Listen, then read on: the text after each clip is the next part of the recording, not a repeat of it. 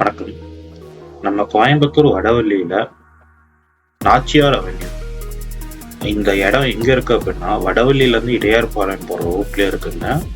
வடவள்ளியில இருந்து உங்களுக்கு 1.5 கிலோமீட்டருக்குள்ள உங்களுக்கு சைட் வந்துடும். மொத்தமாவே நம்ம 12 சைட்டு தாங்க பிரிச்சிருக்கோம். கிழக்கு பார்த்த சைட்டு ஒரு சென்ட் 16 லட்சமும், மேற்கு பார்த்த சைட்டு ஒரு சென்ட் 15.5 லட்சமும் நம்ம கொடுத்துட்டு இருக்கோங்க.